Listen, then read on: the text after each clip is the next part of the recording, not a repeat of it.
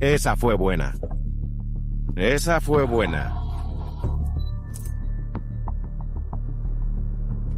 En el Führerbunker, donde la historia pivotó al borde del colapso, se produjo un fatídico encuentro, un espejo descarnado de la desesperación de un imperio que se desmorona. Acompáñenos en nuestro viaje hacia los últimos días, desentrañando las reacciones de Hitler y Göring cuando el general Heinrich, el presagio de la fatalidad, reveló la noticia que sellaría el destino del Tercer Reich. La situación es desesperada.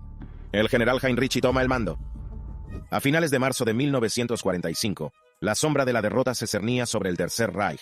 La antaño formidable maquinaria bélica alemana se encontró en un estado de desorganización y desesperación. El implacable avance de las fuerzas aliadas, tanto del este como del oeste, había dejado las fronteras alemanas hechas jirones, sus ciudades reducidas a escombros, y su pueblo atenazado por una sensación de fatalidad inminente. En esta hora desesperada, el liderazgo nazi se dirigió al general Gotthard Heinrich, un hombre famoso por su destreza defensiva, para tomar el mando del asediado grupo militar Vístula y fortificar el último gran obstáculo entre el gigante soviético y Berlín, el río Oder. Heinrich, un veterano curtido en las dos guerras mundiales, no era ajeno a la cruda realidad del combate. Su reputación de genio defensivo se había forjado en el crisol de la batalla, donde su meticulosa planificación y perspicacia estratégica habían salvado innumerables vidas alemanas y retrasado lo inevitable en numerosas ocasiones. Sin embargo, la tarea que tenía ante sí en la primavera de 1945 no era fácil. No se parecía a ninguna a la que se hubiera enfrentado antes. La otrora poderosa Wehrmacht, ahora una sombra de lo que fue, estaba sufriendo una hemorragia de hombres y material a un ritmo alarmante, mientras que la fuerza del enemigo parecía crecer con cada día que pasaba. Como Heinrich asumió el mando del grupo militar Vístula, evaluó rápidamente la grave situación a lo largo del río Oder. El terreno, un mosaico de marismas, bosques y campos abiertos, ofrecía pocas defensas naturales contra el inminente ataque soviético. Las fuerzas alemanas a su disposición, una colección de veteranos cansados de la batalla, reclutas de cara fresca, y la milicia Volkssturm, estaban lamentablemente mal equipados y dispersos a lo largo del frente de 100 millas. Muchos de los soldados carecían de artículos de primera necesidad, como ropa de abrigo, munición e incluso comida. Su moral minada por la incesante presión del enemigo y la certeza de que su causa estaba prácticamente perdida. A pesar de estas desalentadoras probabilidades, Heinrich emprendió la tarea de fortificar las defensas del río Oder con sombría determinación. Trabajó incansablemente para reorganizar sus tropas, priorizando la asignación de los escasos recursos a los sectores clave del frente y aplicando una serie de innovaciones tácticas destinadas a maximizar la eficacia de sus limitados efectivos. Bajo su dirección, las fuerzas alemanas a lo largo del Oder se atrincheraron, construyendo una red de trincheras, búnkeres y campos de minas en un intento desesperado por frenar el avance soviético y ganar tiempo para la defensa de Berlín. Sin embargo, incluso mientras Heinrich trabajaba para apuntalar la línea del río Oder, sabía que, en última instancia, sus esfuerzos eran inútiles. El gran peso de la ofensiva soviética, reforzado por un suministro aparentemente interminable de hombres y tanques, inevitablemente abrumarían las defensas alemanas. La cuestión no era si el Oder caería, pero cuándo y cuántas vidas se perderían en el proceso. Los días pasaban y el lejano trueno de la artillería soviética se hacía cada vez más fuerte. Heinrich se preparó para la batalla que se avecinaba, sabiendo que el destino de Alemania, y quizás toda Europa, pendía de un hilo. Reuniones en el Führerbunker. Afrontar la realidad. Bajo las calles devastadas por la guerra de Berlín, en los húmedos y estrechos confines del Führerbunker, se suceden una serie de tensas reuniones entre el general Gotthard Heinrich y los dirigentes nazis. El búnker, una red laberíntica de salas y pasillos de hormigón diseñados para resistir el más devastador de los bombardeos, se había convertido en el último refugio de Adolf Hitler y su círculo íntimo a medida que el cerco aliado se estrechaba en torno a la capital alemana. Fue aquí, en esta claustrofóbica cámara subterránea, que Heinrich se enfrentaría a la cruda realidad de la inminente derrota alemana y al optimismo ilusorio de quienes aún se aferraban al mito de la victoria final. Mientras Heinrich descendía a las profundidades del Führerbunker, le impresionó la atmósfera surrealista que impregnaba el complejo. El aire estaba cargado del acre aroma del humo y del empalagoso olor del miedo.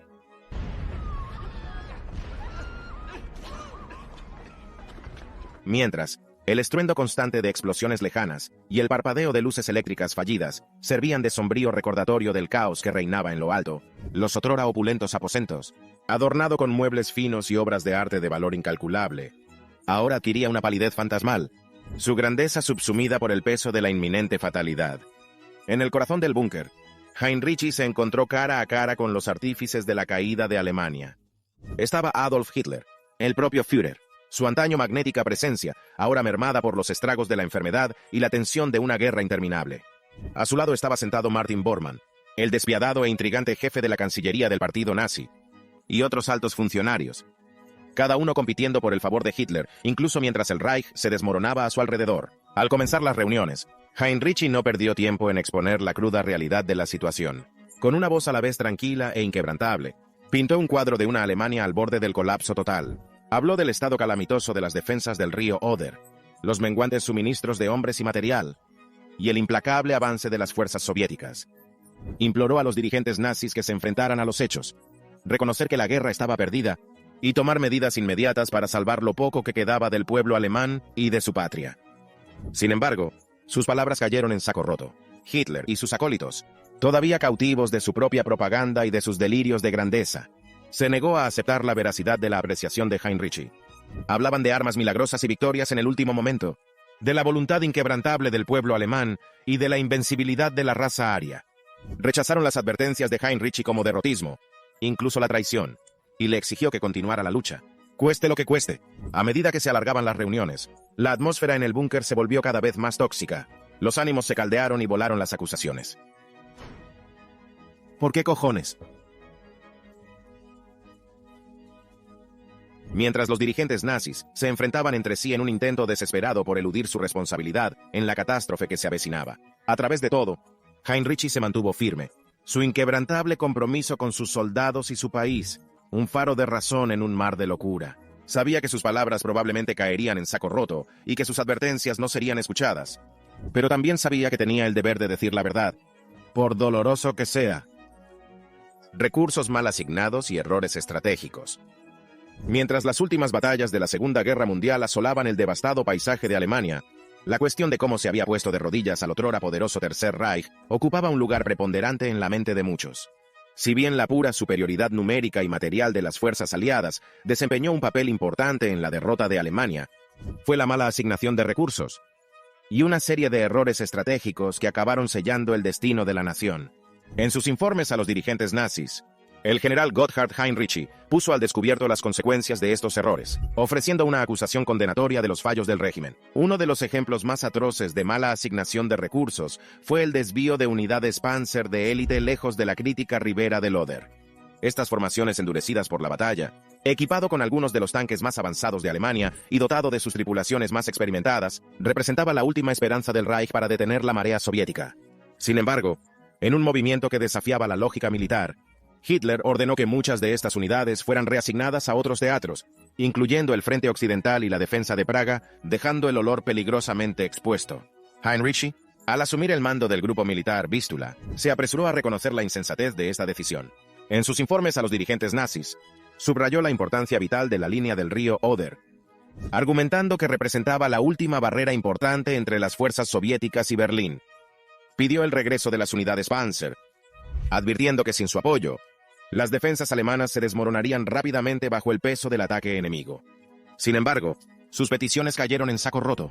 Los líderes nazis, todavía esclavos de los delirios de grandeza de Hitler, se negó a reconocer la gravedad de la situación. En su lugar, ofrecieron promesas vacías de refuerzos y suministros, asegurando a Heinrich que la victoria aún estaba al alcance de la mano. Hablaban de armas milagrosas y planes secretos, de la voluntad inquebrantable del pueblo alemán y de la invencibilidad de la raza aria. Heinrich, realista hasta la médula, vio a través de estos tópicos huecos. Sabía que las fuerzas alemanas a lo largo del Oder estaban lamentablemente mal equipadas y sobrecargadas. Sus filas llenas de civiles reclutados a toda prisa y reclutas extranjeros de dudosa lealtad.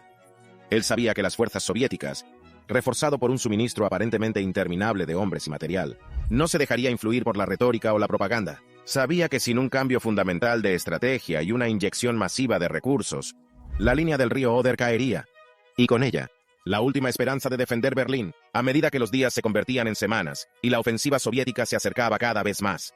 Heinrich siguió insistiendo, su voz un grito solitario de razón en medio del caos y la confusión del Führerbunker. Advirtió de las nefastas consecuencias de los errores estratégicos del régimen, pintando una vívida imagen de la destrucción y la pérdida de vidas que seguirían si no se hacía caso a sus advertencias. Al final, sin embargo, sus esfuerzos fueron en vano. Los líderes nazis, consumidos por su propia arrogancia y desconectados de la dura realidad del frente, se negó a cambiar de rumbo. Siguieron vertiendo recursos en ofensivas condenadas al fracaso y en proyectos grandiosos. Mientras el enemigo se acercaba por todos lados, se aferraron a sus ilusiones de victoria, incluso cuando los cimientos de su imperio se desmoronaban bajo sus pies. El impacto de estos errores estratégicos en la defensa alemana fue catastrófico. La línea del río Oder, una vez visto como un baluarte inexpugnable contra el avance soviético, se derrumbó rápidamente bajo el peso del asalto enemigo. Las fuerzas alemanas, privados del apoyo que tan desesperadamente necesitaban, lucharon valientemente pero al final en vano. Sus filas diezmadas por el implacable ataque soviético. Berlín, el corazón del Tercer Reich, pronto se encontró sitiada, sus calles reducidas a escombros, y a su pueblo abandonado a su suerte ante los horrores de la guerra, el delirio de Hitler y la desesperación de Göring. Mientras el Tercer Reich se tambaleaba al borde del colapso en la primavera de 1945, dos de sus figuras más destacadas, Adolf Hitler y Hermann Göring, se encontraban cada vez más en desacuerdo con la cruda realidad de su situación. Hitler, el otrora carismático líder que había prometido un Reich de 1000 años, era ahora una mera sombra de lo que había sido. Su mente nublada por la enfermedad, paranoia y una obstinada negativa a reconocer la profundidad de la derrota alemana. Göring, el antiguo heredero aparente y maestro de la Luftwaffe, le consumía un deseo desesperado de mantener el poder y el lujo, incluso cuando el mundo que había ayudado a construir se desmoronaba a su alrededor. En los húmedos confines del Führerbunker, el delirio de Hitler se manifestó en una firme negativa a enfrentarse a la realidad del resultado de la guerra. A pesar de la abrumadora evidencia de la inminente derrota de Alemania, el Führer se aferró a la creencia de que la victoria aún podía lograrse por pura fuerza de voluntad y los poderes míticos del pueblo alemán. Desestimó los informes de sus generales, incluidas las de Gotthard Heinrici, como propaganda derrochista, y buscaron consuelo en visiones grandiosas de armas milagrosas y milagros de última hora. Las consecuencias de la intransigencia de Hitler se dejaron sentir en todas las filas del ejército y la población civil alemanes. Su insistencia en continuar la lucha incluso ante una derrota segura provocó innumerables muertes innecesarias e indecibles sufrimientos. La asignación de los escasos recursos a ofensivas condenadas al fracaso y a la construcción de elaboradas obras defensivas desvió mano de obra y materiales de la tarea crítica de proteger al pueblo alemán y preservar lo poco que quedaba de la infraestructura del país. Mientras tanto, Göring, instalado en su fastuosa finca de Carinal, estaba inmerso en una lucha desesperada por mantener su posición y sus privilegios. El otrora poderoso Reichsmarschall, que se había jactado de su capacidad para proteger la patria alemana de los bombardeos aliados, se encontró ahora ante la dura realidad de la impotencia de la Luftwaffe frente a la abrumadora superioridad aérea enemiga. En una tensa reunión con Heinrici, Göring intentó reafirmar su autoridad y desviar la culpa de los fracasos del esfuerzo bélico alemán, solo para encontrarse con una evaluación contundente de la desesperanza de la situación. El enfrentamiento entre Heinrici y Göring en Carenhall fue un microcosmos de las grandes tensiones y contradicciones que asolaron el régimen nazi en sus últimos días. Göring, desesperado por mantener su control del poder y la ilusión de su propia invencibilidad, recurrió a amenazas vacías y promesas grandilocuentes de apoyo a las asediadas fuerzas alemanas. Heinrici, siempre realista, se percató de estos gestos vacíos y siguió presionando para que se reconociera francamente la realidad de la situación. La subasta de tropas. En medio de la atmósfera cada vez más surrealista del Führerbunker, una escena extraña y macabra se desarrolló durante una de las tensas reuniones entre Hitler y su círculo íntimo. Mientras Heinrici presentaba su sombría evaluación de la situación militar y la extrema necesidad de refuerzos, un grupo de oficiales nazis de alto rango, incluido Hermann Göring, Heinrich Himmler y Karl Donitz, se enzarzaron en una especie de subasta perversa, cada uno de los cuales se comprometía a proporcionar un determinado número de tropas para reforzar las defensas de Berlín, que se desmoronaban. Göring, siempre oportunista, declaró grandiosamente que pondría inmediatamente 100.000 hombres de la Luftwaffe a disposición de Hitler, prometiendo que llegarían al frente del Oder en pocos días. Para no ser menos, Himmler intervino, afirmando que las SS tuvieron el honor de proporcionar 25.000 combatientes adicionales para la causa. Donetsk, negándose a quedar fuera de la macabra guerra de ofertas, prometió 12.000 marineros para unirse a la refriega, afirmando que dejarían sus barcos y reforzarían las defensas terrestres sin dudarlo. A Heinrici, un experto defensivo de primer orden con un profundo conocimiento de la realidad sobre el terreno, esta surrealista exhibición de individualismo y promesas vacías fue poco menos que absurda. Sabía muy bien que esas tropas reunidas apresuradamente y mal preparadas harían poco para detener el implacable avance soviético, sirviendo solo para engrosar las filas de los muertos y heridos en una inútil última resistencia, el refugio final de Hitler. Mientras el otrora poderoso Tercer Reich se desmoronaba bajo el peso de los avances aliados, Adolf Hitler se retiró a las profundidades del Führerbunker, un complejo subterráneo bajo las ruinas de Berlín. Este claustrofóbico laberinto de hormigón y acero, originalmente pensado como refugio temporal contra ataques aéreos, ahora servía como último refugio del círculo íntimo del régimen nazi. Dentro de sus confines húmedos y poco iluminados, una atmósfera surrealista de desesperación y decadencia invadió a los arquitectos de la caída del Reich, que se enfrentaban a la ineludible realidad de su inminente derrota. Por Hitler, el Führerbunker era a la vez un santuario y una prisión, un lugar donde podía escapar de la dura realidad de la guerra y al mismo tiempo enfrentarse a la innegable evidencia de sus propios fallos. A medida que pasaban las semanas y el cerco soviético se estrechaba en torno a Berlín, el otrora carismático líder descendió a un estado de deterioro físico y mental. Su cuerpo devastado por los efectos de la enfermedad de Parkinson y el cóctel de fármacos administrados por su médico personal, Theodor Morell. En la atmósfera opresiva del búnker, el legendario temperamento de Hitler y su comportamiento errático se hicieron cada vez más pronunciados. Alternaba la rabia contra sus generales por sus fracasos percibidos con largos periodos de silencio melancólico, perdido en los laberínticos recovecos de su propia mente. El estrés de la situación, agravado por sus dolencias físicas y la implacable presión del avance aliado, cobró un alto precio al Führer, transformándolo en una mera sombra de lo que fue. Todavía, incluso mientras Hitler luchaba con sus propios demonios, la vida en el Führerbunker continuó en una perversa parodia de normalidad.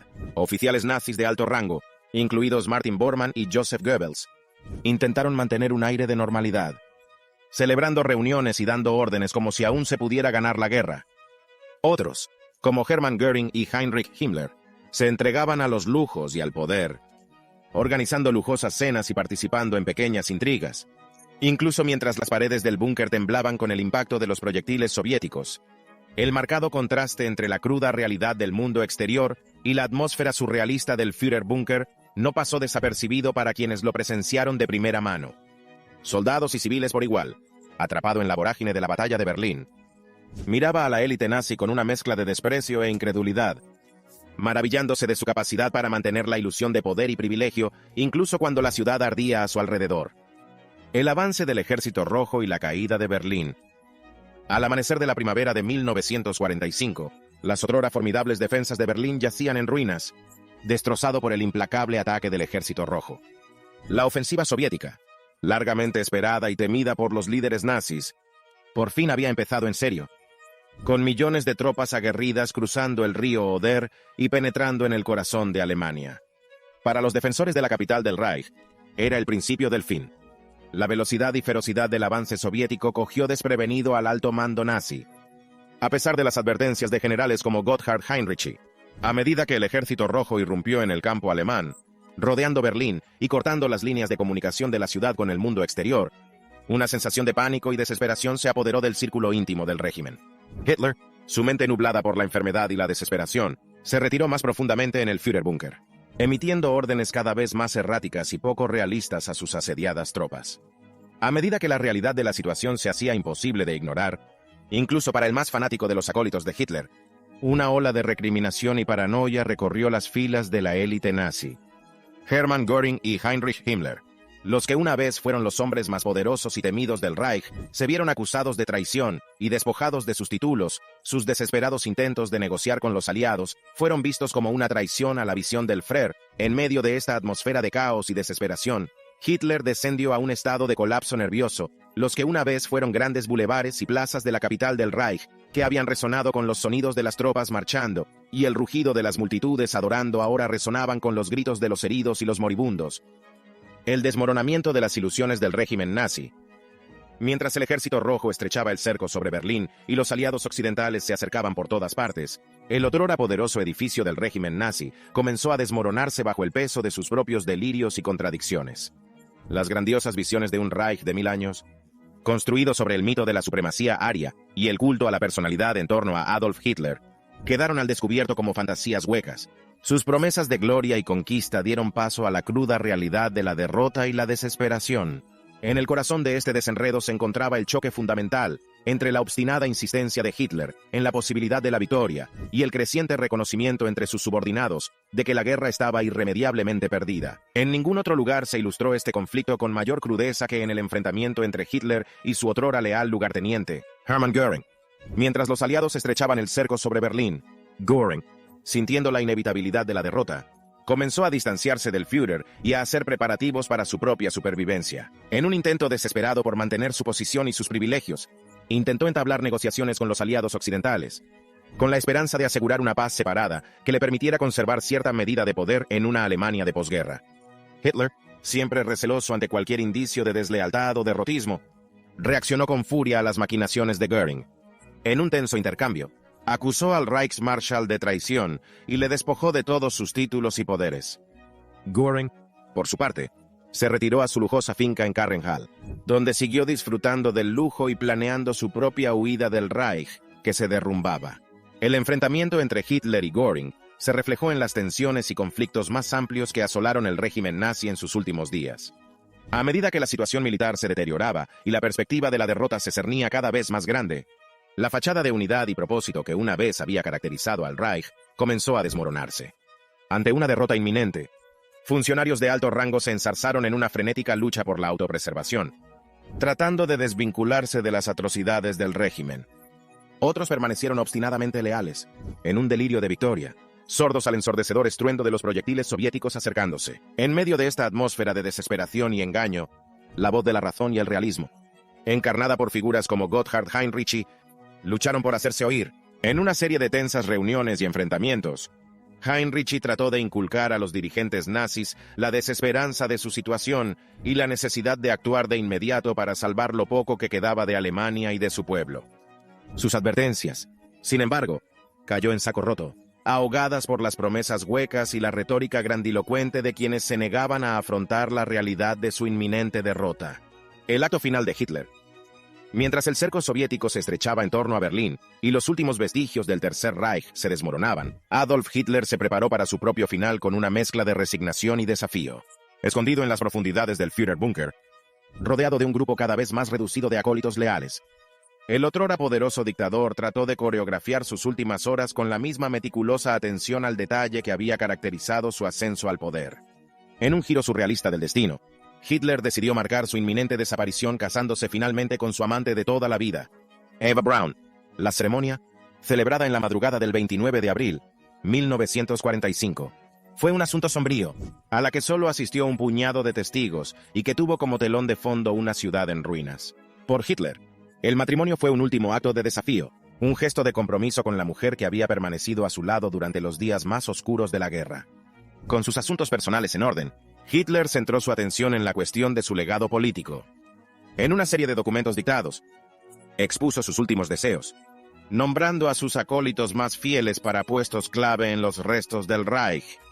También aprovechó la ocasión para saldar viejas cuentas, arremetiendo contra quienes consideraba que le habían traicionado cuando más lo necesitaba, incluyendo a Göring y Himmler. A medida que transcurrían las últimas horas del 30 de abril, Hitler pensaba cada vez más en su propia mortalidad. Decidido a evitar el destino de Mussolini, cuyo cuerpo fue profanado públicamente tras su ejecución, el Führer hizo planes meticulosos para la eliminación de sus propios restos. Ordenó a sus ayudantes que quemaran su cuerpo tras su muerte, asegurándose de que ningún rastro físico de su existencia cayera en manos de sus enemigos. Que Hitler se quitara la vida fue un asunto sombrío e ignominioso, muy lejos de las grandiosas visiones de martirio y sacrificio que durante tanto tiempo habían rondado su retorcida psique. Con Berlín derrumbándose a su alrededor y el sonido de los cañones soviéticos resonando por los pasillos del Führerbunker, el otrora poderoso dictador se retiró a sus aposentos privados con Eva Braun. Allí, en un acto final de desesperación y derrota, se quitó la vida, su cuerpo desplomándose sin vida en el sofá junto a su novia de menos de 2 días. Gracias por vernos y nos vemos en la próxima.